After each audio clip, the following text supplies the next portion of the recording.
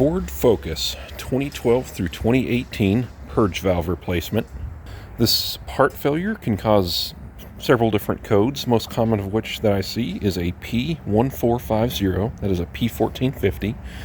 Like I said, that's the most common. It can also cause the engine to run rich or lean, depending on how much vapor it's pulled through the canister. One easy way to test if the purge valve is bad is to, with the engine running, disconnect it here, this connector right here, and then come to the back where it connects to this line. Pull the line off and see if it's pulling vacuum through it with it disconnected. If it is, then it's leaking. There's the part number, BV6C9289R. On your new purge valve, it will aid in assembly if you remove this bracket. Just pull it out of that rubber sleeve right there and just slide the sleeve onto the old bracket on the engine. That makes it much easier. Here are the two tools I'm going to be using. This is a cat claw. You can also use a screwdriver. This is going to be used for popping the retainer off of the, I'll show you in a minute, off of the hose that holds it on. And just a socket to loosen the clamp for the air intake here.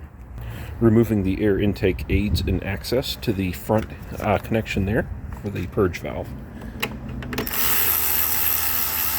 So I'm going to loosen that clamp there. Disconnect these two breather tubes. This one has a thing that you squeeze to the side.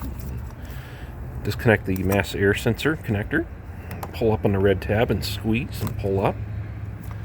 Pop it out of the retainer housing here.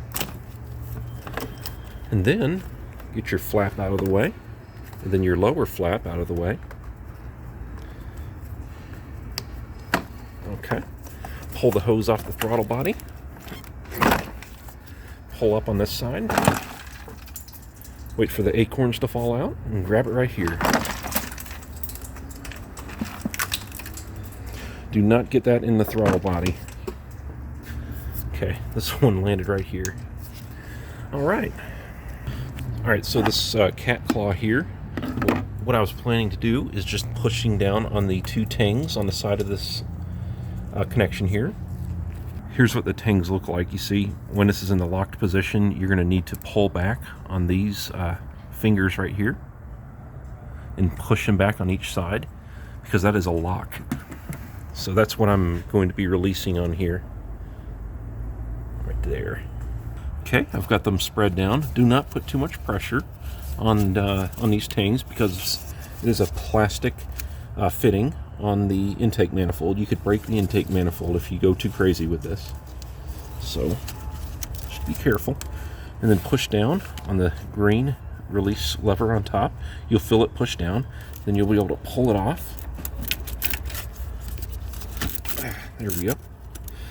And this is how it's routed, just so you know. It's on top of the hose here and underneath these this hose and harness. All right. Go ahead and disconnect your purge valve right here and push it off of the bracket, the rubber boot here.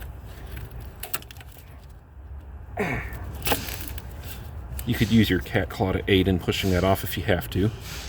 And as far as routing goes, this is how it's routed. It goes underneath these cables and wires right here and goes up above here and connects on the back.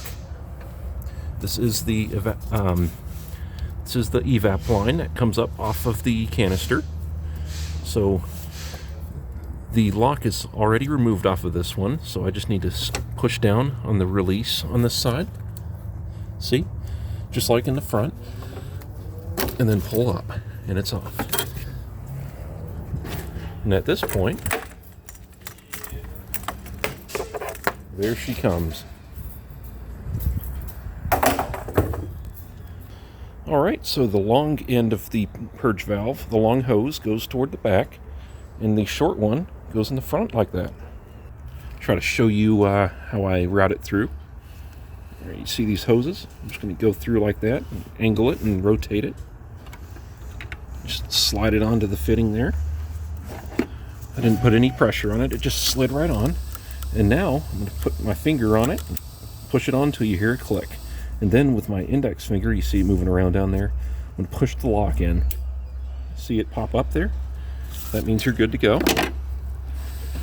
Next, you can route the purge valve hose through the back. And I need to move everything where it was. Just a second. All I did there was take this wire that plugs into the purge valve and move it up above the purge valve hose there, just so it doesn't kink up. And also the transmission vent, just made sure that it wasn't caught on there. So it'll be obvious when you're in there looking at it. So at this point, I would go ahead and you see the rubber boot that I talked about? Yeah, right here.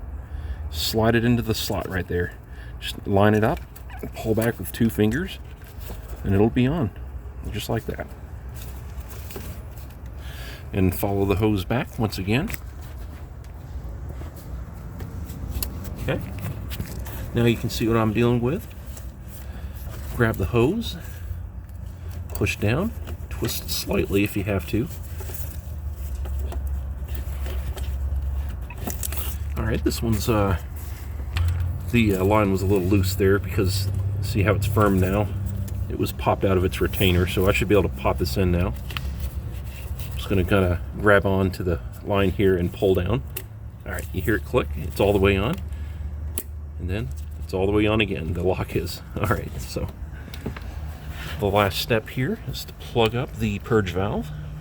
Inspect for debris or corrosion on the connector. This one looks good. The release tab is facing the front of the vehicle. Okay. Get the airbox back in now. Probably should clean that out here.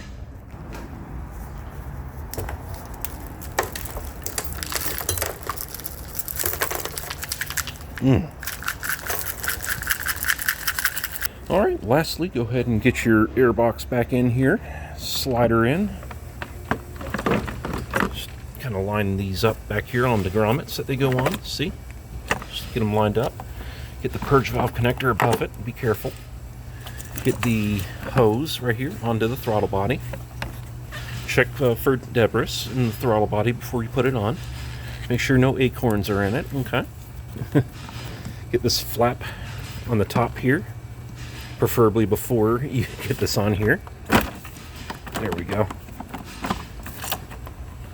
Slide that on. Good to go. It's lined up in the grommet. And then a little check to make sure it's fully seated in both grommets. It's not loose, so that's good. It's fully seated.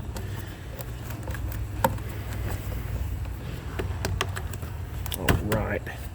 These breather tubes on.